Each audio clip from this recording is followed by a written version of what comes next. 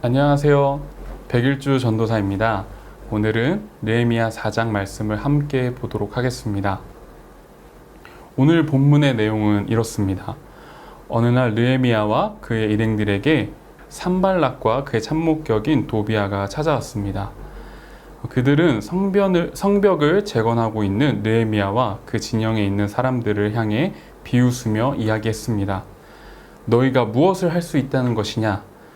불타버린 흙덩이들 사이에서 성벽을 재건하겠다고 하며 조롱하기 시작했습니다. 심지어 도비아는 여우 한 마리가 기어 올라가도 그 성벽이 다 무너지고 말 것이다 라고 하며 빈정거리기도 하였습니다. 우리는 어떤 일을 계획하고 실행할 때에 누군가 와서 그 일을 비웃거나 조롱한다면 그만큼 기운 빠지는 일은 없을 것입니다. 예를 들어서 이제 막 공부하려고 방으로 들어갔는데 갑자기 부모님이 성적 이야기를 꺼낸다든지 넌 왜 그렇게 공부를 안 하냐 이렇게 핀잔을 주면 공부가 하기 싫어지는 것처럼 말입니다. 저도 비슷한 일로 다이어트를 하겠다고 종종 다짐을 하는데 그때마다 누가 와서 왜 이렇게 살이 많이 쪘냐 혹은 왜 이렇게 옷이 작아 보인다 이런 식의 얘기를 하면 바로 그날 저녁에 스트레스 받아서 뭐 먹어야겠다 이런 생각을 하게 되곤 합니다. 이처럼 누군가의 비웃음과 조롱은 사람들을 무기력하게 만들고 해야 할 일을 제대로 하지 못하게 만들어 버립니다. 이런 상황은 하나님의 나라를 꿈꾸며 세상을 살아갈 때에도 마찬가지입니다. 누군가 교회나 사회에 봉사를 하려고 하면 그것을 왜 하냐면서 비아냥거리는 사람들이 있습니다. 또 궁밀한 마음으로 필요한 것에 후원을 하고 모금을 하는 사람이 있으면 저는 돈이랑 시간이 많아서 하는 거다 하며 조롱하고 깎아내리는 사람들이 있습니다. 이처럼 하나님의 사역에 동참할 때에도 주변에서 방해는 항상 찾아오기 마련입니다. 그렇다면 느헤미야는 이 상황을 어떻게 헤쳐나갔을지 계속해서 한번 살펴보도록 하겠습니다. 느헤미야는 먼저 그 굴욕과 비웃음 속에서 하나님께 기도하기 시작했습니다. 그 기도는 자신들을 업신여기며 비난하는 이들을 하나님께서 해결해 달라는 기도였습니다. 그는 비난과 조롱 속에서 상대방에게 감정적인 반응을 보이지 않았습니다. 그것이 하나님께서 맡기신 일을 진행하는데 아무런 도움이 되지 않는다는 사실을 알았기 때문입니다. 전도서 7장 9절에는 이런 말씀이 있습니다. 급한 마음으로 노를 바라지 말라. 노는 우매한 자들의 품에 머무름이라. 느헤미야도 마음 깊은 곳에서 요동하는 무엇인가를 느꼈을 것입니다. 하지만 그는 자신의 심정을 적군이 아닌 하나님께 토로하였습니다. 그리고 하나님께서 이 상황을 타개하여 주시기를 간곡하였습니다. 물론 때로는 분노해야 할 때가 있습니다. 4장 중반부에 가면 느헤미야는 자신과 민족들의 생명의 위협을 가하는 적들을 향해 무장하는 순간이 찾아옵니다. 그때에는 가만히 있을 때가 아니죠. 칼을 차고 분노해야 할 때였습니다. 그 순간에도 느헤미야는 하나님께 기도하며 가장 적합하고 지혜로운 방법을 찾아갔던 것입니다. 이처럼 우리도 주변에서 화가 나는 상황을 마주할 때마다 가장 먼저 하나님께 기도해야 합니다. 그것이 하나님을 아는 자들의 지혜입니다. 다음으로 느헤미야가 한 행동은 다시 백성들의 마음을 모아 재건 사업을 계속 진행하는 것이었습니다. 하나님께서 맡기신 일을 묵묵히 수행한 것입니다.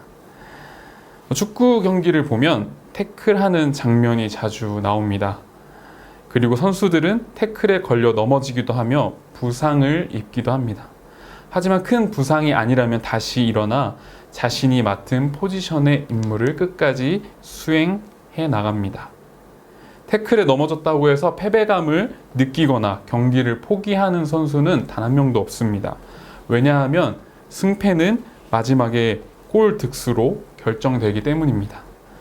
그렇기에 선수들은 경기 시간이 끝날 때까지 맡은 임무에 최선을 다해야 합니다. 우리의 인생도 마찬가지입니다. 세상에서 가감없이 들어오는 태클에 넘어졌다고 패배감으로 누워만 있다면 그것만큼이나 상대편이 바라는 것은 없을 것입니다. 느헤미야는 주변에서 끊임없이 들어오는 태클을 받으면서도 자신이 해야 할 일을 끝까지 지켜냈습니다. 그리고 느헤미야서 더 뒤에 가면 결국 그 모든 일들이 끝날 때에 큰 기쁨을 누리게 됩니다. 우리 또한 맡겨진 일이 있고 반드시 해야 할 일이 있다면 다시 자리를 털고 일어나 그 일을 시작해야 합니다.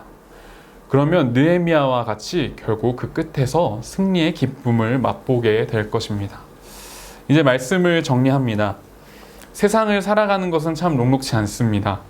그리고 기독교 정신을 가지고 세상을 살아가면 더 감내해야 할 것이 많아집니다. 때로는 의도와는 다르게 비난과 조롱을 받기도 합니다. 그럴 때마다 우리는 느헤미야의 방법을 떠올립시다. 주변의 요란한 소리에 성냄과 무기력함에 잠기는 것이 아니라 하나님께 도움을 청하고 주변의 묻은 먼지를 털어내고 일어나 다시 자신에게 맡겨진 일을 해나가는 여러분이 되시기를 간절히 소망하도록 하겠습니다. 우리 함께 기도하도록 하겠습니다. 우리의 삶을 인도하시는 하나님 감사합니다. 우리 주변에는 참 많은 소리들이 있습니다.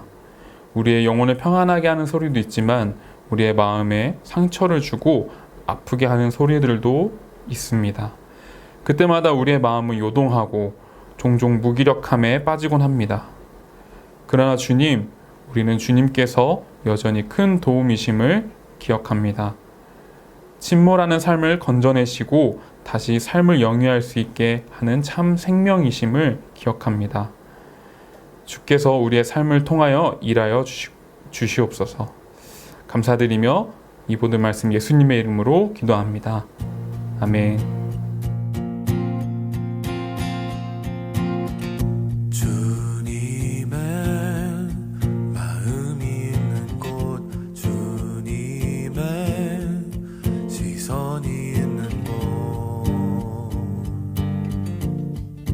있기 원하네.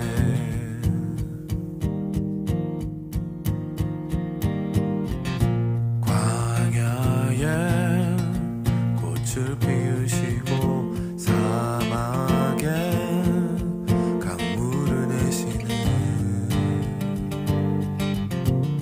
주의 놀라운 손길. 푸른 마르고 시드나 주의 말씀은 영원하네.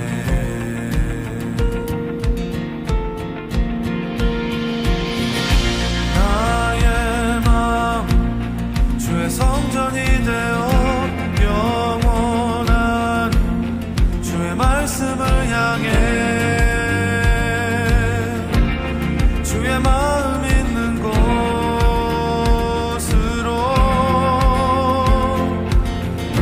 나의 삶 주의 말씀을 따라 이루실 주의 나라를 향해